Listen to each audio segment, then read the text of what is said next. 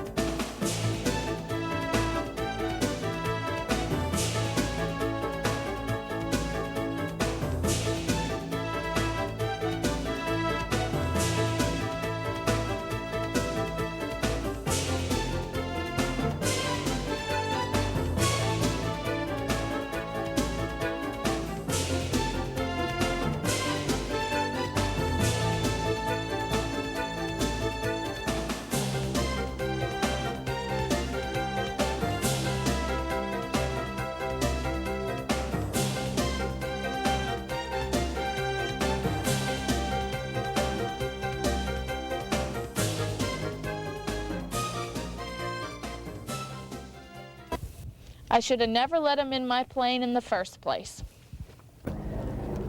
Hi, I'm Glenn McGovern, an aviation attorney, aircraft owner, and pilot with instrument and commercial ratings. I represent pilots in FAA enforcement proceedings. In this video, we'll discuss how to handle all types of ramp checks, and hopefully you won't become one of my clients involved in an FAA enforcement proceeding. There's more to knowing how to handle a ramp check than knowing the arrow mnemonic to being safe from becoming the target of an FAA enforcement proceeding. Not knowing how to handle an FAA ramp check can lead to a suspension, warning letter, revocation, or civil penalty. If you're a professional pilot, it can seriously affect or perhaps end your career.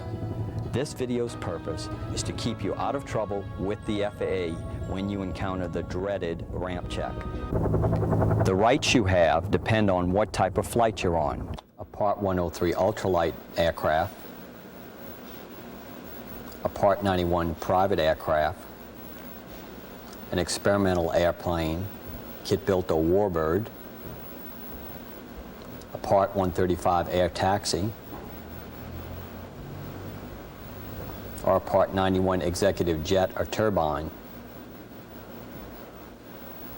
or a DEA Customs law enforcement officer ramp check.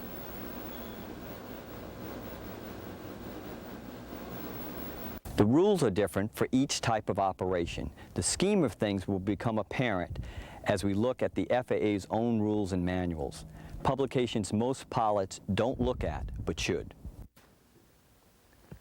We'll look at the FAA's own training manuals used by FAA inspectors to see what checklists they use. That way you'll know exactly what the FAA inspectors are looking for when they conduct a ramp inspection.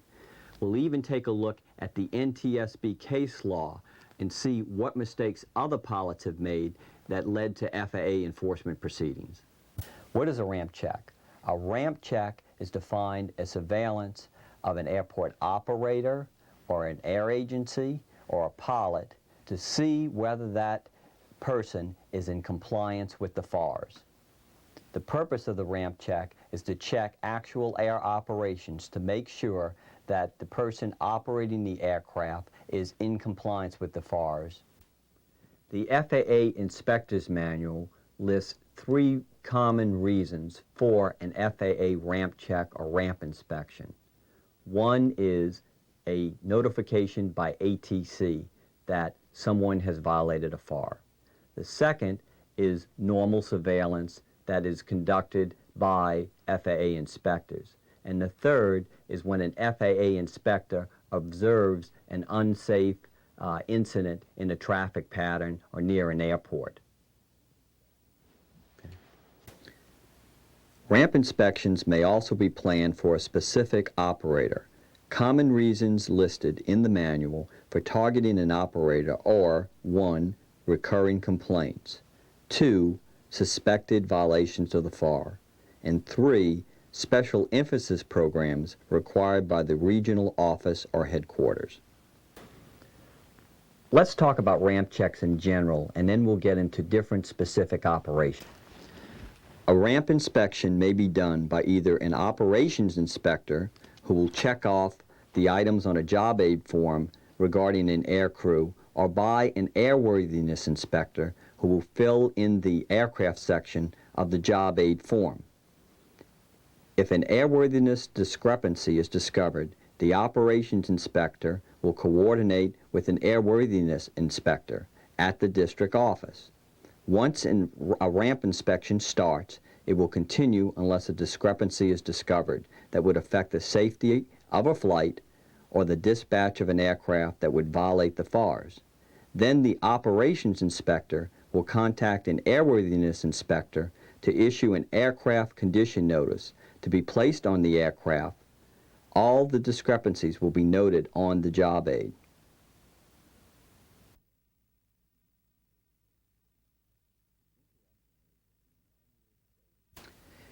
Interestingly, the manual states for the inspector to determine whether to identify FAA presence to the airport operator or other operators at the airport. The inspectors are told to have their FAA identification cards ready to be shown to pilots subjected to the FAA ramp inspection ordeal. The first thing you should do when approached by an FAA inspector is to ask for his or her ID. It will slow him down and give you time to think, and there's plenty to think about, as you'll see.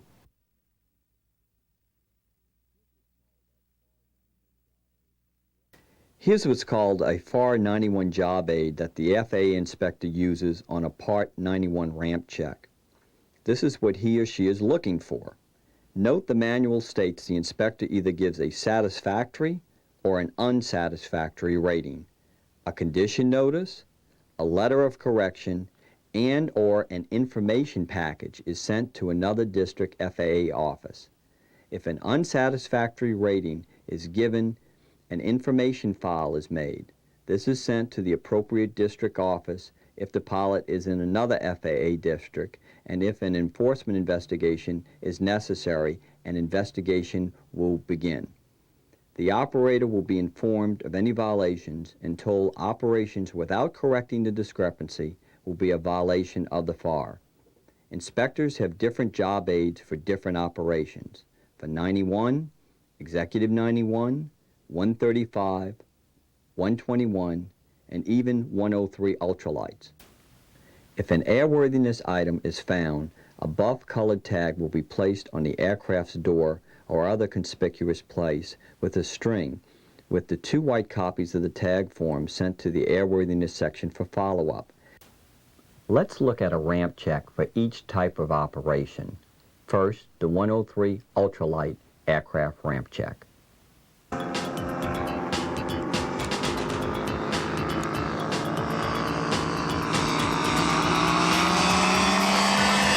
The FAA has the authority to check any ultralight aircraft at any time under FAR 103.3.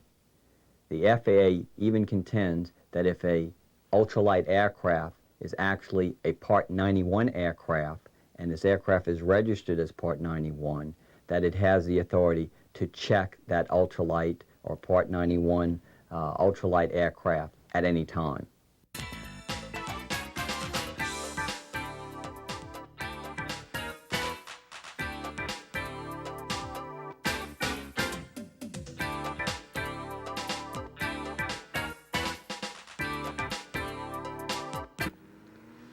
Other reasons for inspecting an ultralight include 1. An accident, 2.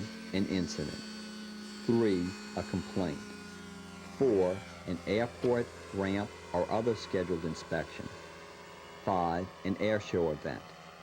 The FAA's enforcement policies apply to FAR Part 103 as they do to any other FAR.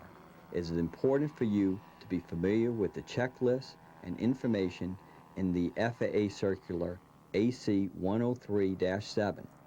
This document lists what documentation is acceptable to the FAA to prove you meet the requirements of FAR Part 103 to be a valid, legal Part 103 ultralight.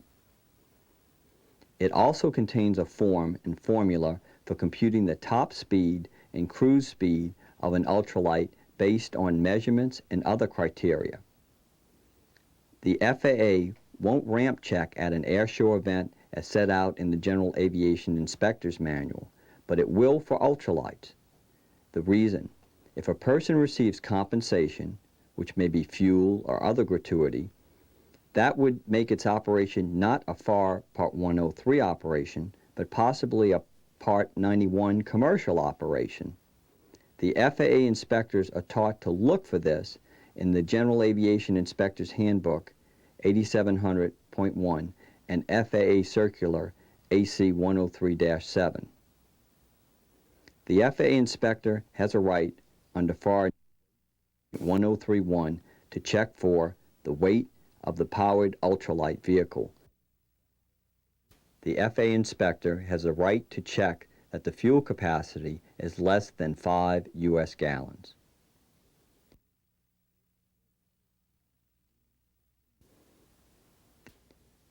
And the speed at full powered level speed does not exceed 55 knots, and powered off stall speed does not exceed 24 knots calibrated airspeed. FAR 103.3 specifically allows the FAA inspector access for such ramp inspections.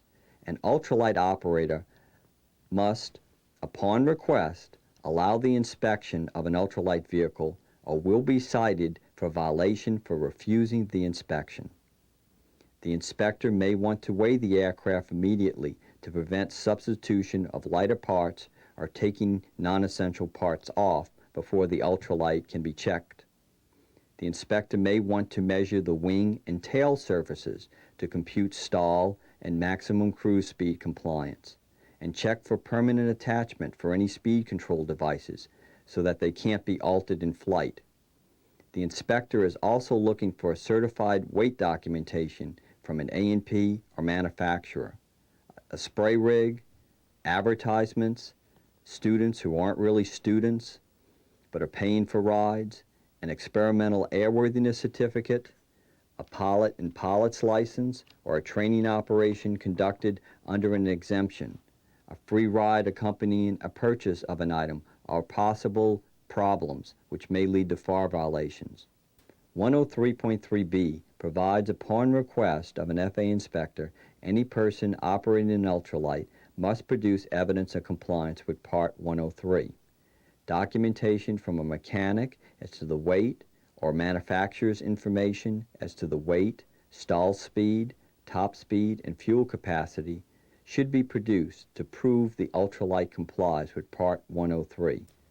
Failure to prove that an ultralight complies with Part 103 can trigger a whole plethora of FAR violations. For example, if the ultralight is observed to be operated and is not a 103 ultralight but falls under Part 91, the pilot, for example, would have to have a pilot's license. He would have to have a medical certificate. The ultralight would have to have a registration. It would have to have a N number. A whole plethora of violations would occur. A real aero-legal nightmare. Let's look at a Part 91 ramp inspection and your rights as a Part 91 pilot.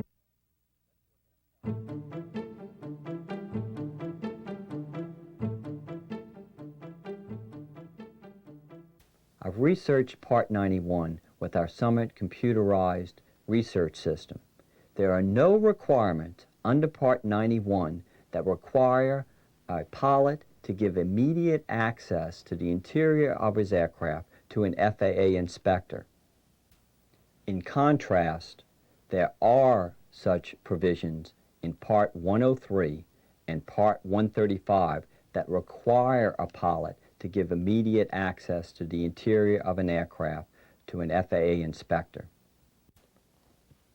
But there is no such requirement for Part 91 pilots. If you don't give the FAA inspector access to the interior of your aircraft, you greatly reduce the chances of him finding a FAR violation. While you are required to have your aircraft manual, placards, and weight and balance information, as well as your airplane registration and airworthiness certificate on board the aircraft and visible, how can the inspector violate you if he doesn't go in the aircraft? Let's talk about logbooks. FAR 61.51 states you only have to log the time to show your currency. Your biannual and complex high-performance endorsements should be logged in your logbook. You don't have to produce these immediately, so don't produce your pilot logbook on the ramp, but tell the FAA inspector that you will produce it later upon reasonable request. Tell the FAA inspector, if requested, you'll also produce your aircraft engine and propeller logbooks upon reasonable request at a mutually convenient time. That's all that is required under the FARs. You only have to have them available. You only have to produce records since the last work was repeated or superseded by other work or 1 year after the work was performed, as per FAR 91.417. Just produce the logbook information that shows the aircraft is currently airworthy through the last annual inspection and the 24 calendar month altimeter, static system, and transponder checks. Any current AD status and any Form 337s for the fuel system must also be produced. In summary on logs, produce only what is required and don't do this on the ramp. Check them twice before you produce them. The FAA inspector doesn't expect you to have them in the plane anyway. Most pilots don't keep them in the plane for good reason, and now you know why. The FAA General Aviation Inspector's Manual in Chapter 56, B2, under the section entitled Inspector Conduct, requires that an FAA inspector not board any aircraft without the knowledge of the aircrew or operator. Subsection 3 provides if the inspection will delay the flight, the inspector should use prudent judgment whether or not to continue. You can use this little piece of information to your advantage in order to help you terminate a ramp check.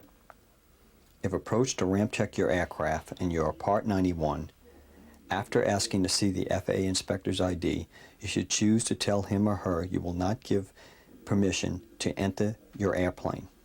Produce only your pilot's license and medical certificate.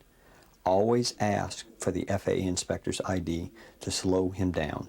Give you time to think how you're going to handle this and to bring home the fact that this is an imposition by making him fumble for his ID.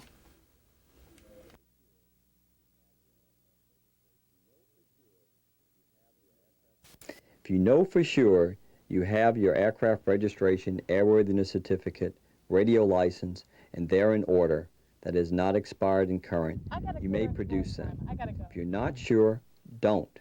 You can later produce them. Then tell the inspector you have to depart immediately for some reason.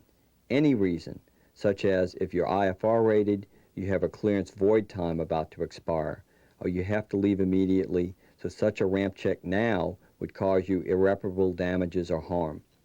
Choose your excuse and get out of there. Usually the inspector will not delay you unreasonably. If he wants to do part of his job aid checklist, refuse the offer. You've got to go now and go. Don't discuss history, where you came from or how you got there, whether IFR or VFR, whether it's a rental, what charts you have, or anything. You have no such obligation, especially if you're operating a special category aircraft like exhibition or experimental and have special limitations on your use of that aircraft. If you've just come back and are out of the plane, ask for the FAA ID first, then produce only your pilot's license and medical certificate, and then only if asked for them. Then make an excuse and go. Don't have a big discussion. If asked to inspect the inside of your aircraft, deny access to the FAA inspector. Do produce your pilot's license and medical certificate that you are required to produce to an FAA inspector or a law enforcement officer or an NTSB investigator under FAR 61.3. Let's look at FAR 61.3H. Each person who holds a pilot certificate, flight instructor certificate, medical certificate, authorization, or license required by this part shall present it for inspection upon request of the administrator, an authorized representative of the National Transportation Safety Board, or any federal, state, or local law enforcement officer. Again, don't produce your pilot or aircraft engine logbooks, VOR check, or propeller logbooks immediately, as it is not required. Let's talk about a few things that most pilots forget about that apply to all ramp checks, no matter what sort of pilot operations, whether 103, 91, 91 executive, or 135. You can't avoid exposing these things, and they can get you in trouble in an FAA ramp inspection. One is pilot condition. This is obvious when the inspector approaches you, and you can always ask for your pilot's license and medical certificate. In the manual, it teaches inspectors to note pilot condition, namely if a pilot or crew member is under the influence of alcohol. This may result in the inspector enlisting the aid of a duly authorized law enforcement officer by state or local law to do a field sobriety test, blood, or breath test. If you refuse a duly authorized law enforcement officer in the state you're in, the license may be in danger under 602, 609, or 901, or under the Federal Aviation Act of 1958. In other words, you may be suspended or deemed incompetent if you refuse the test. Note that not all states have laws passed which give authority to law enforcement officers to conduct a breath or field sobriety test on the ramp of an airplane pilot. If you are requested to take such a test, and there is no such statute or local ordinance passed where the law enforcement officer stops you on the airplane ramp, and you refuse such a test, you cannot be suspended for not partaking in such a test. But if the local state or the local ordinance has such a law that empowers the law enforcement officer to require you to submit to such a field sobriety or alcohol breath test, and you refuse such tests, that can result in their suspension or revocation of your pilot's license. You have to give a medical release for medical records and tests conducted for alcohol in the blood within 4 hours after attempting to act as a crew member or pilot, if the administrator has a reasonable basis for such request.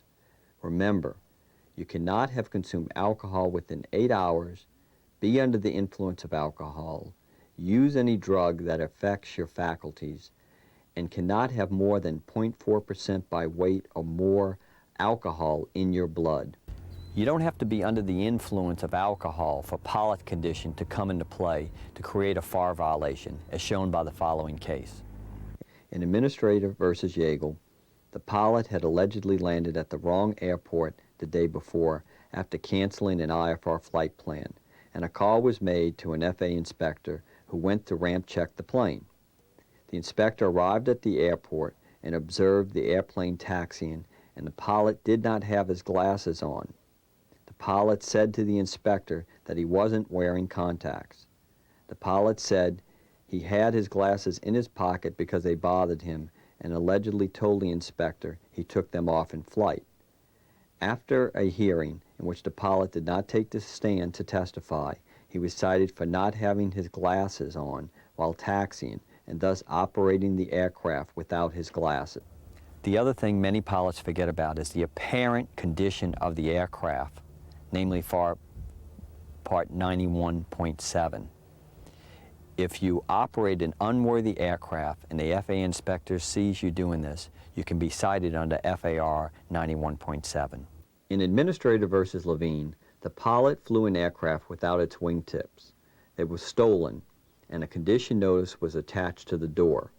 The pilot flew the aircraft and then read the whole condition notice only after reaching cruise altitude in flight. His third-class medical certificate was also expired. He was suspended for 75 days, and since this was held to be a deliberate violation, his NASA report filing did not save him from a suspension. This brings up another important defensive tactic that can be used by all pilots, whether 103, 91, or 135, etc. The NASA 277 form. Filing this form will usually give you immunity from a suspension or civil penalty. We talked about the NASA program in detail in our previous videotape, The Kinder, Gentler FAA, the Myth. If you want more information on that, I suggest you review that tape as we discuss the NASA 277 form and what it can do for you in detail in that tape.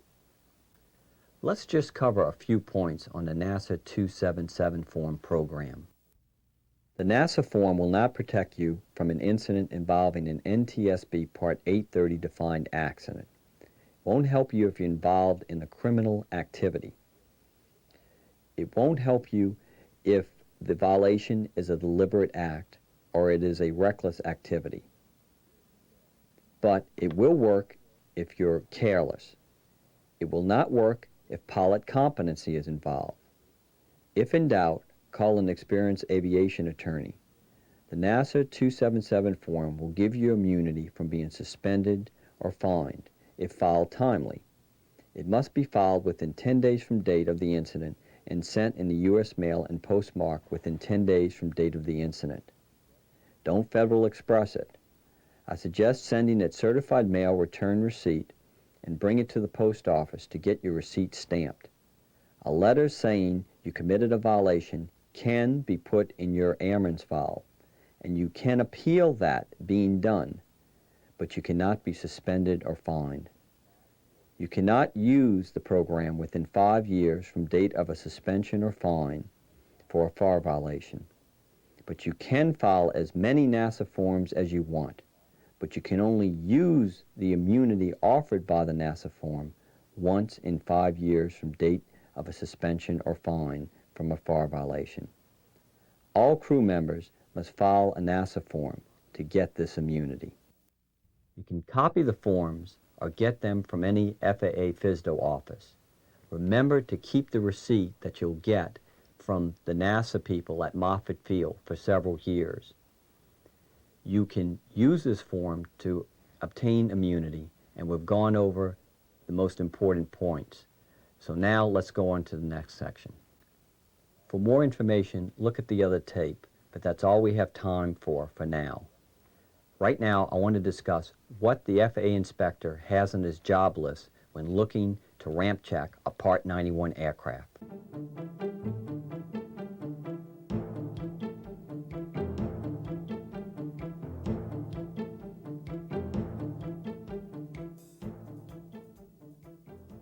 Just like Santa Claus, the FAA inspector has a list to see which airmen are not in compliance, who are naughty, or in compliance, who are nice. For a Part 91 private pilot operation, the inspector has the following to check on his list according to the Aircraft Inspector's Manual. The inspector will first check the airman documents. The inspector will first check the airman certificates to determine appropriate ratings and limitations for the type of flight operations being conducted. He will then inspect to check if they are legible and genuine. The inspector will check the medical certificate to see if it's current and the appropriate class, as well as for any statement of demonstrated ability, if required, on the medical certificate. If you say you have them and don't, the inspector will try to examine the pilot logbooks to determine your recency of experience and qualifications. He will also then look for your biannual flight review, your instrument proficiency check, and PIC proficiency check. If applicable, the pilot Category 2 or Category 3 authorization letters for currency required under FAR Section 91.189 will be examined. The inspector will then inspect the aircraft, examining the N numbers. The N numbers on the registration certificate must match the N number on the airworthiness certificate. Both must match the N number on the aircraft. The registration certificate, if the registered owner has changed the temporary certificate, is checked, for it is only good for 120 days. If the ownership has changed without a pink slip or the N numbers do not match, the registration may not be valid. The radio station license. An aircraft radio station license is required, although the FAA doesn't regulate this requirement. It may be for a fleet or one N number. A discrepancy will be brought to the operator. Flight manual. An aircraft flight manual is required to be on board, FAR 91.91, along with the appropriate markings and placards. Weight and balance information. A list of equipment and weight and balance data must be on board the aircraft. Airworthiness certificate. This must be posted to be visible to passengers in the aircraft at the cabin or cockpit entrance. He'll check to see if it's legible to the passengers and crew. Remember Arrow? Well, if you let the FAA inspector in the plane, he'll not only examine those items, but he'll look for these. Minimum equipment list. Some multi-engine operators have a minimum equipment list with a letter of authorization which will be inspected. These are considered a supplemental type certificate and must be on board. The inspector will then compare inoperable equipment to ensure compliance. The N number and the serial number must also match with the one on the minimum equipment list. Let's talk about an experimental warbird or experimental kit aircraft. The FAA inspector will check the restricted or limited airworthiness certificate for a warbird or kit type airplane. Be sure not to discuss the history of a flight or your use of these aircraft, as all these aircraft have limited airworthiness certificates. A warning to passengers must be posted in the aircraft that has an experimental certificate. This must be accompanied by a list of the limitations and conditions. The inspector will check any ferry permit and will review the list of limitations and conditions to assure a valid airworthiness certificate. He will check the N numbers, which must be on the fuselage and match. The inspector will check the aircraft flight manual is on board. The inspector will check that the equipment listed in the weight and balance list is actually all installed. The inspector will check for a true copy of a letter of deviation from FAR 125 if it's on board and one was issued. The inspector will check if the aircraft is leased that the lease or contract is on board and the expiration date. Any North Atlantic Minimum Navigation Performance Specifications aerospace letter must be on board if one was issued. The inspector will check pertinent and current aeronautical charts that are available on board. If you fly VFR, the FAA inspector is looking for current VFR charts, or if IFR charts. Note, there is no requirement like FAR 135.83 that requires you as a 91 pilot to carry pertinent aeronautical charts on board. Only FAR 91.5033, which is for turbine or jet aircraft, requires such charts to be on board. For private pilots of small piston engine aircraft, FAR 91.103 only requires you to have prepared for the flight, so the inspector will question you on what maps you use for the flight. The inspector will ask the pilot what types of instrument operations are being conducted, whether ILS, DME, RNAV, and check if the required equipment is installed on board. The inspector is not through yet and will inspect the aircraft for the general airworthiness of the aircraft by inspecting the aircraft's exterior in a manner similar to a pre-flight inspection. He will check the seats and safety belts for installation and condition. He will check that a current VOR check has been performed and duly recorded. If an ELT is installed and the expiration date is on the battery, that will be checked. The aircraft identification plate existence and that it is secured to the exterior of the fuselage as per FAR 45.11a will be checked. For large and turbine-powered multi-engine airplanes only, after checking the previous items we already discussed, the inspector will check if an emergency checklist is available to the flight crew. if one engine and operative climb performance data is available to the flight crew. If a flashlight with 2 D-cell batteries or equivalent is accessible from the pilot station and in good working order. If overwater operations are conducted, it will determine the required radio equipment is on board as per FAR 91.511. For transport category aircraft only, it will check that the aural speed warning device is in operable condition. The inspector will check the smoking and seatbelt lights are operable from the cockpit and cabin. He will check the altitude alerting system or device is working. He will check if the operator uses passenger briefing cards, the location and correct information is checked on those cards as for FAR 91.519.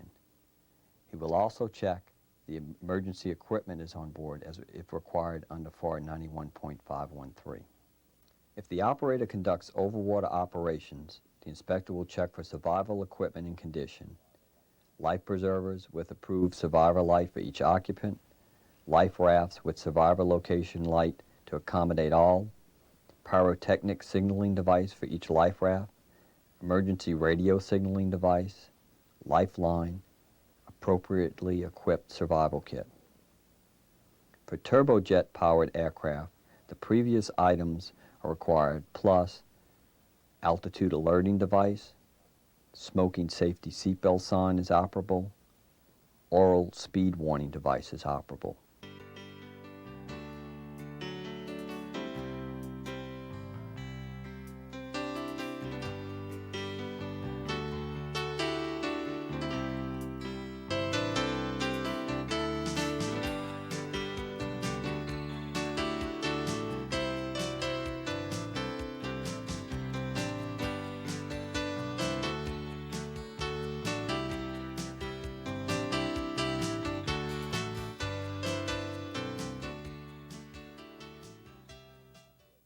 We've talked about Part 91 operations of private and corporate operators.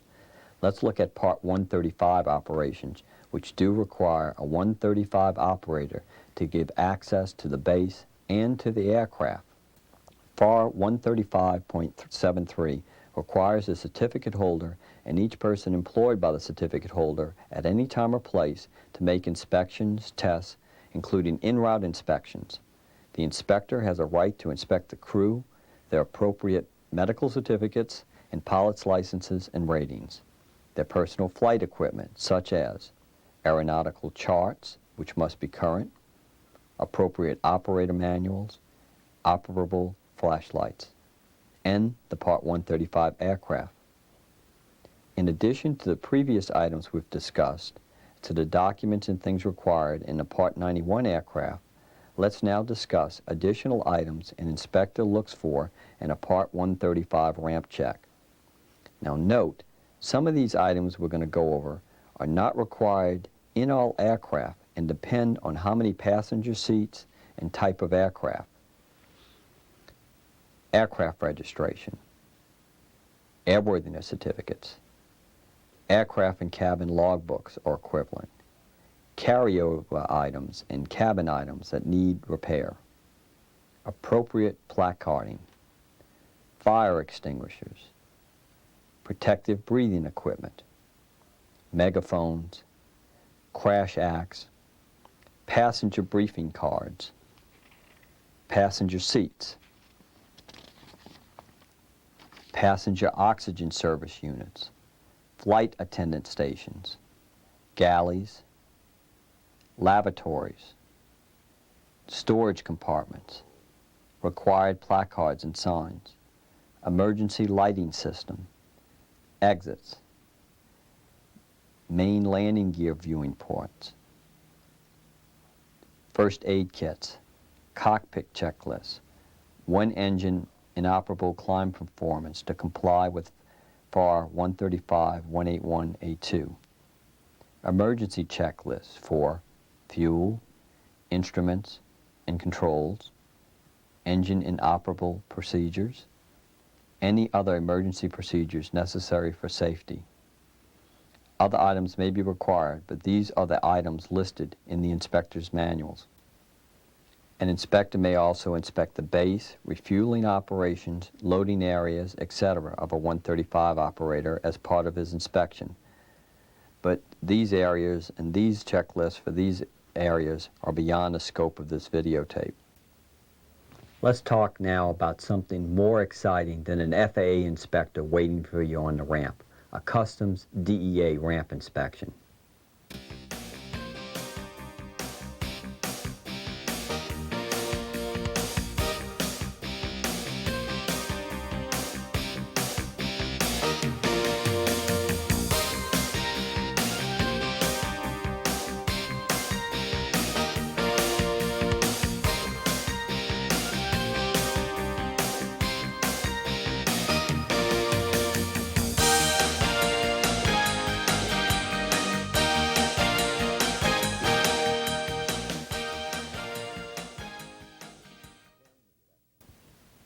In preparing this section, we attempted to contact DEA and Customs. We received no response from Customs. From DEA, we received a response that their DEA agents do not conduct ramp checks of private pilots. This is not true. Shown here is a base where DEA agents base their aircraft. DEA agents have numerous aircraft at their disposal, which they use in conducting law enforcement activities. They include Cessna Citations with special infrared equipment. It also includes Cessna 206s, Piper Navajos, and Aero Commanders and other aircraft. They also use helicopters such as the MD 500, also known as the Defender 500, as shown here. They also have at their disposal the 7.5-ton plus Black Hawk helicopter, which is one helicopter used by Customs. The government publishes Blue Lightning training manuals for its agents to train them how to conduct ramp checks of private aircraft. We also conducted interviews with personnel who have undergone Blue Lightning training. We also interviewed pilots who have undergone DEA Customs type ramp checks. This information gives us a good idea of what they are looking for and what a pilot can expect when confronted by a DEA Customs law enforcement type ramp check. Let's talk with Philip Ciascio Jr., a former assistant district attorney and a criminal trial attorney. Philip, could you please explain to our audience the importance of probable cause in the inspection of a civil aircraft? Well, Glenn, before a law enforcement officer can stop or search an aircraft, he must have probable cause to stop and detain that aircraft. Hearsay will support a finding of probable cause, but the informer must be found credible. The basis for believing him credible must be shown, and the basis of his information must be reliable. For example, information from fellow officers may be relied upon. The reason for a warrant, even if there is probable cause, is to guard rights under the Fourth Amendment by a neutral and detached magistrate. An informant who gave correct information in the past, perhaps with corroboration, may be used to conduct a stop and conduct a search with a warrant obtained by a magistrate. In summary, although each case will be unique, a search of an aircraft must be based on probable cause. A search warrant must be obtained based on credible information to legally search the aircraft for the purpose as listed in the search warrant to find contraband. Of course, if the contraband is in plain view, then the officer at that point in time will have probable cause to conduct a stop of the aircraft. An arrest can be made on the basis of the contraband in the aircraft that was in plain view of the officer. A law enforcement agent should not randomly stop traveling aircraft within the country to search them without the necessary probable cause. However, each case is different, such as the case of an aircraft traveling at night with no lights on and either departing or arriving at an isolated airstrip known for past drug activity. Such a report from a law enforcement officer witness at the rural airstrip at night relayed to a DEA agent would probably be sufficient to constitute grounds for probable cause and to at least stop and question the pilot of that aircraft. A warrant could then be obtained from a magistrate to conduct a search of the aircraft while the pilot is detained. I hope this explains how a law enforcement officer operates during a ramp check and how it differs from the situation where an FAA inspector, not pursuing a criminal investigation, conducts a random ramp check for civil FAR violations. Let me ask you a hypothetical question, Philip. A pilot is on a airstrip at night. He's approached by a law enforcement officer who wishes to conduct a search of the aircraft. He provides the pilot with a consent to search form. What should he do? It's my opinion, and I've seen in the past, that the best thing for a person to do, be it in a criminal investigation or in an investigation pertaining to an aircraft, is don't sign the consent to search form. It will be of absolutely no benefit to you, and if in fact this officer feels that he has sufficient probable cause to search the aircraft, he can go to the magistrate and obtain a search warrant. But once you sign that consent to search form, you are waiving any rights you may have to protect yourself, any constitutional rights that you can urge if you are prosecuted for a violation of a criminal act. Let me ask you one other question. What if the law enforcement officer says, hey, I want you to sign the consent to search form, and if you don't sign it, we're going to seize the aircraft and take it apart, and what should the pilot do in those circumstances when that sort of intimidation is faced? You can be assured that these officers or these investigators will intimidate you to the fullest extent, because they know that before they can enter the aircraft, they've got to have a sufficient basis which is going to constitute probable cause before they can do it. And if they're asking for you to sign a consent form, then they obviously don't have the basis to enter the aircraft. And if they enter the aircraft, then they're going to be subjecting themselves to liability. My advice is you hold fast and don't sign the form until you contact an attorney or somebody who has sufficient legal knowledge to give you the proper advice. Thank you, Philip, very much.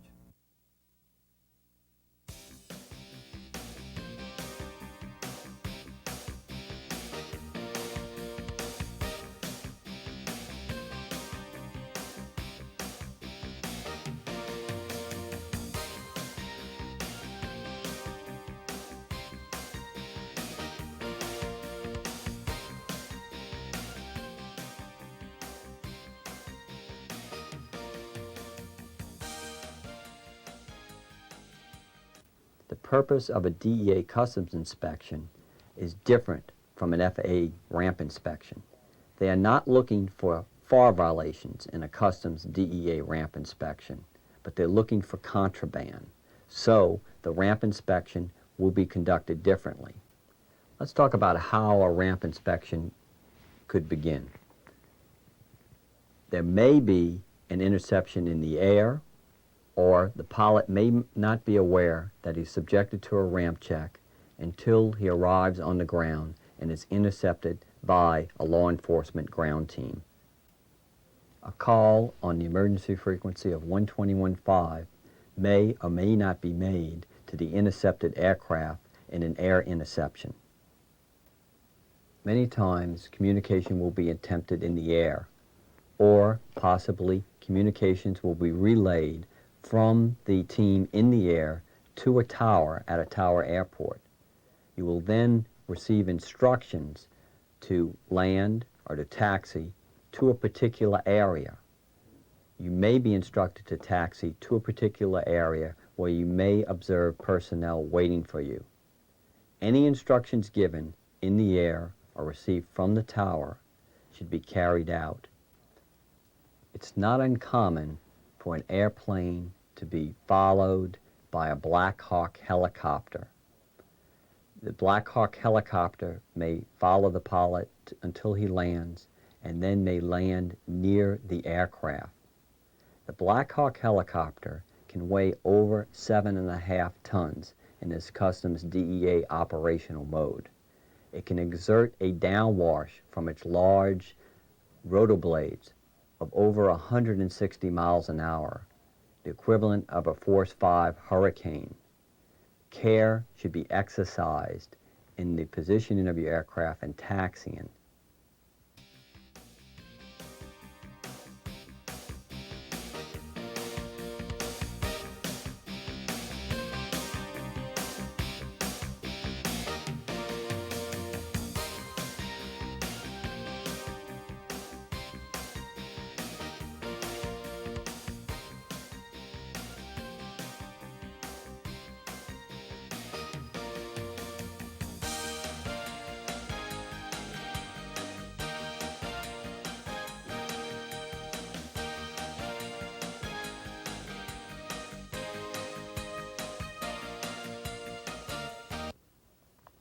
DEA or customs agents can usually be easily identified by the letters on the front of their jacket or the large letters on the back of their jacket. They also frequently wear baseball-style caps with the letters DEA or customs on the front of the cap. They will also have badge identification. However, many pilots interviewed informed us that they were intercepted by agents who were not in any sort of jackets or baseball caps and were merely dressed in blue jeans with small semi-automatic firearms on their side. If there's more than one pilot on board, the persons in the aircraft will be separated. They will then be questioned individually as to the following: where the aircraft has come from, the aircraft's destination and route, the pilot's license, and perhaps a photo ID driver's license will be requested, and they will be checked for authenticity. You must comply and produce your pilot's license and medical certificate. The pilot's medical certificate will be requested and checked for authenticity. You must comply or a FAR violation will occur and it will be reported to the FAA. The pilot's name and N number of the aircraft will be noted. The registration and airworthiness certificate will be requested, checked for authenticity, and the ownership will be verified. There is no FAR that requires this, but compliance is recommended. Any lease agreement for the aircraft will be requested and must be produced. A radio phone confirmation of the aircraft registration will be made on site. Any STC for extended fuel tanks must be on board the aircraft and produced, or a FAR violation of FAR 91417C and D will have occurred. The plane will be visually checked that the N numbers are accurate, match the other paperwork, that the serial numbers match, there is no visible contraband, unusual odors, or unusual compartments on board the aircraft. If there are any other inconsistencies, or any inconsistencies with any statements made by the pilot or passengers, a consent form for a consent to search will be made, and if denied, a telephone warrant will be requested. If obtained, the warrant will allow a further search to be made. An aircraft from past the border or offshore of the U.S. or from out of the country and entering the country can be searched without probable cause and the necessity of a warrant. Once again, it's important to note that the purpose of this type of search is not to uncover FAR violations, but if a FAR violation is uncovered, it may or may not be reported to the FAA, who may take enforcement action against the pilot or operator. The purpose of this videotape is not to teach you how to circumvent the FARs, but to prevent you from becoming the target of an FAA enforcement action, so that you may protect your pilot's license and your career. I recommend you review this videotape and go back and look at the section that applies to the particular type of aircraft you fly. Then make sure that your aircraft is in compliance with what the FAA inspectors are looking for on their job list. If you want a copy of the job list that applies to your particular type of flight operations, just drop me a line or fax me. I'll be more than happy to send you a copy. Just having the ARROW documents on board is not enough, but you know that by now. I'm Glenn McGovern. May your next flight be your best ever. Goodbye and so long for now.